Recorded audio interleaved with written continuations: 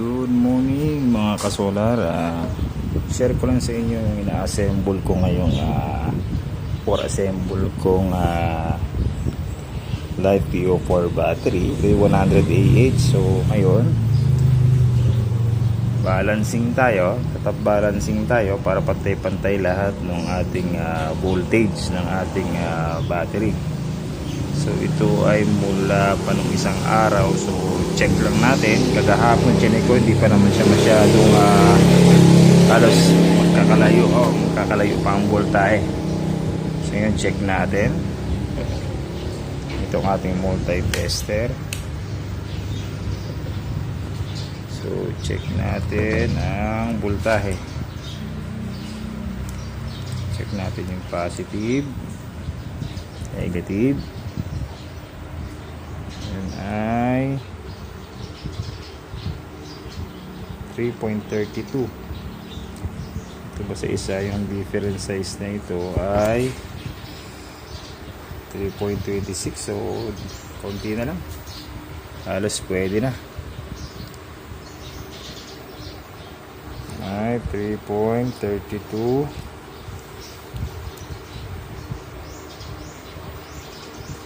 3.32 na rin. Okay, halos goods na ito.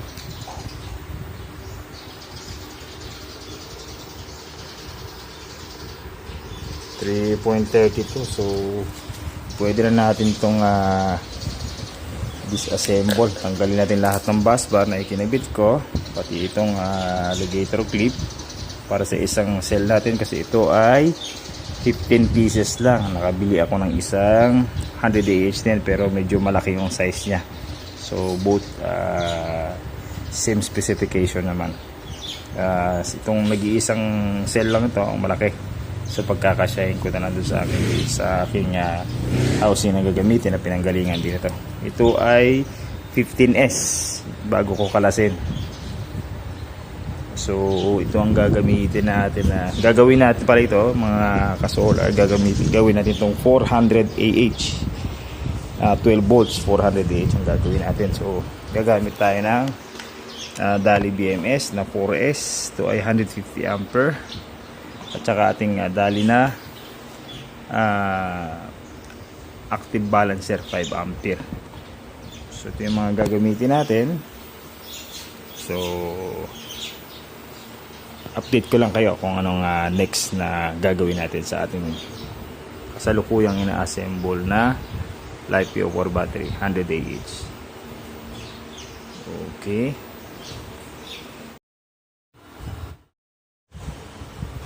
Okay mga kasolar, so ito na yung mga nakaraan ay tinap balancing natin para magpantay-pantay ang bawat cell. So ito ay 15 esto, gagawin natin 12 volts 400 Ah kasi ito ay 48 volt 100 Ah.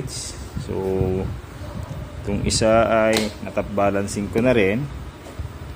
Itong malaki to, medyo malaki itong cell na to, pero 100 Ah din to, 3.2 volts Life PO4. So gagamit tayo ng Dali BMS, itong 150 ampere. So dito ko na nilagay, tsaka isang Dali active balancer na 5 ampere 4S. So guys, abangan nyo, tatapusin natin ito ngayong araw para mabigay na natin sa ating kliyente na nagpapagawa dito malapit sa amin. Okay, check ko lang yung ating sariling setup. Okay, so 87% ang ating state of charge SOC. Itong ating Leodar na 300 Ah. Naman ang ating Deye na 6 kilowatt. Sa ngayon ay brand out tayo. So yung kagandahan ng may solar, share ko lang sa inyo. So brand out tayo, off grid. So tuloy ang kuryente natin. Ang load natin nasa 1,400 watts. ma-harvest pa rin tayo as of now na alas 3 na ng hapon, makulimlim para mauulan. 950 watts, so 9.95 kilowatt. So nasa 1 kulang 1 kilowatt pa rin. So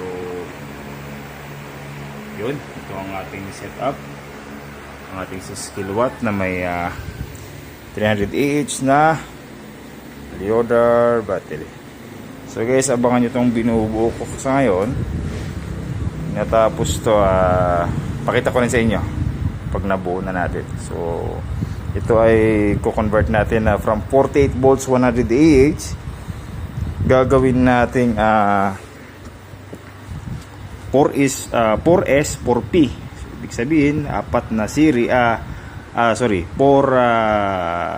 apat na parallel, apat na series. So kung nakikita nyo ating bus bar, magkakasama itong ating apat, lahat ng negative magkakasama, lahat ng positive.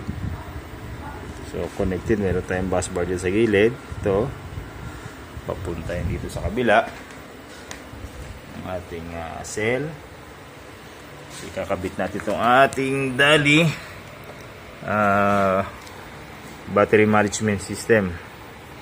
So i-connect pa natin to. So maya lang ay matatapos din natin to. Okay guys, abangan nyo hanggang sa matapos itong ating ginagawang pagbibuild ng 12 volts 400 Ah. So ito ay sayang nga, ito ay 48 volts. Sana pwede nang i-partner to sa DAE. So as per client naman, gusto niya ng 12 volts, ay meron siyang special na paggagamitan.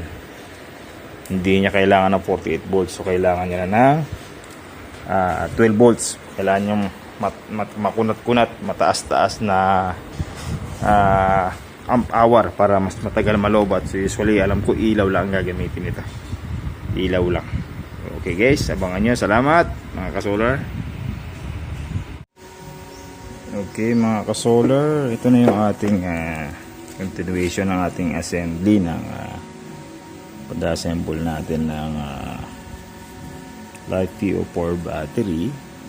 So nakakabit na yung ating DALI BMS na 150 ampere, ang ating active balancer. So medyo magulo lang, magtaka kayo ano tong dalawang wire na to na nakakabit sa positive, ito naman sa negative nung battery. So ito yung malaking cell na hindi magkasya kasi ito nung nabili nung nagpapa-assembly sa atin ay 15S lang to na 48 volts. So ito rin yan ang sabi ko, convert natin ng 400 Ah, 12 volts 400 Ah. So since nailaw lang naman ang paggagamitan niya, may special paggagamitan tulad ng sabi ko,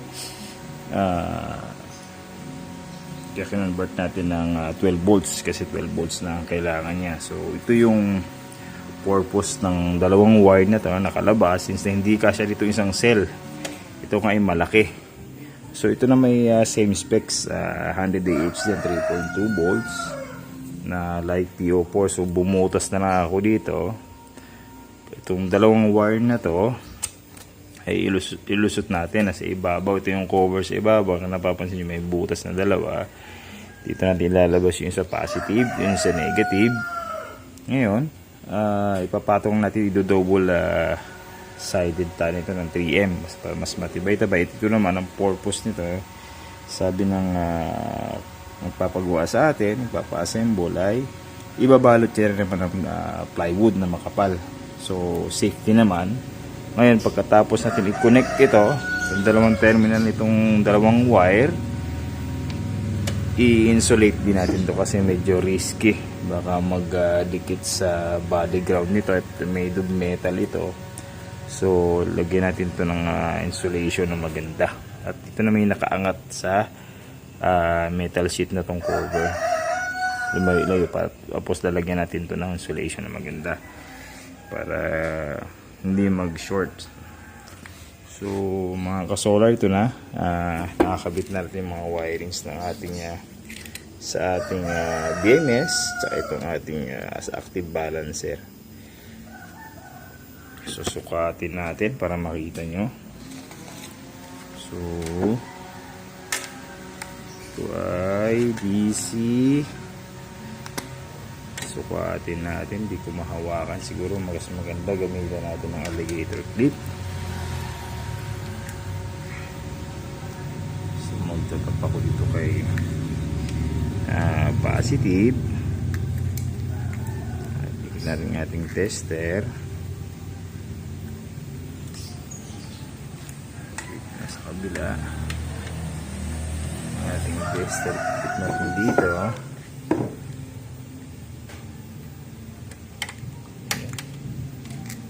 Tignan natin para okay. Sandali lang. Yun, okay na. Nakita itong ating alligator clip. Okay na siya. Ngayon pupunta ito sa ating test prod. Hindi ko kasi kayang hawak. Wala akong tagahawak, wala akong cameraman. So patungan natin dyan.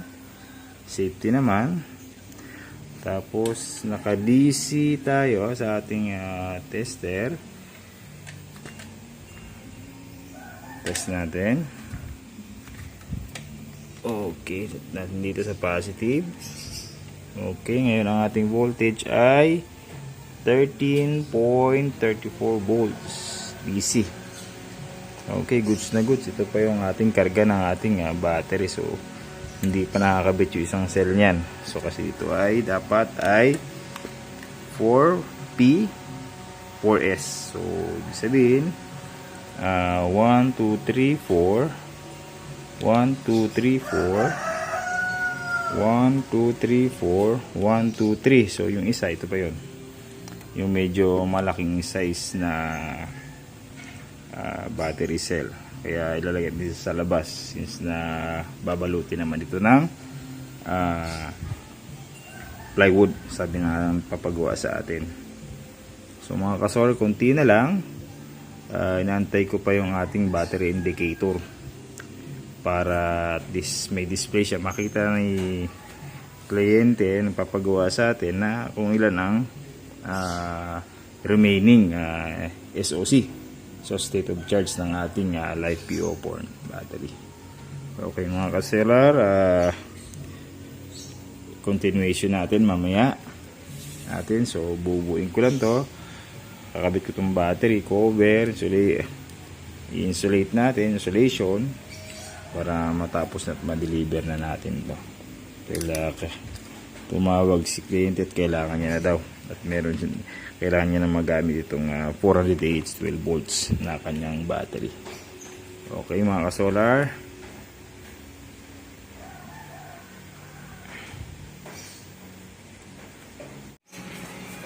mga ka-solar, ito na ang ating finished product ng ating ina-assemble na 12 volts 400Ah. Lagyan natin ng breaker. So ito naman ay ngayon ay 13.400% ang voltage niya sa ngayon. So lagyan natin ng breaker. Tulad nga sabi ko, meron tayong isang cell dito na mas malaki ang size. So 100Ah din yan, 3.2 volts. So dyan natin kinabit. So ito naman, kaya ganito, ilagawan pa to ng housing na plywood na makapal para secure. Kasi ito nga nasabi siya, may special na paggagamitin to, hindi siya kakabitan ng inverter. So hindi ko lang alam kung anong plano ni kliyente na nagpapag-assemble nito. So dati itong 51.2 volts. So kung 48 volts, kinonvert natin ng 12 volts. So 3.4 ang voltage niya ngayon. So okay na to. So itong mga screen niya to, mga button, so wala na to. Yan yung sa BMS niya dating original. So ang tatak ko lang ito ay Vision. Yes, Vision niya 48 volts 100Ah. So mga ka-solar, ito lang muna. Salamat sa panonood.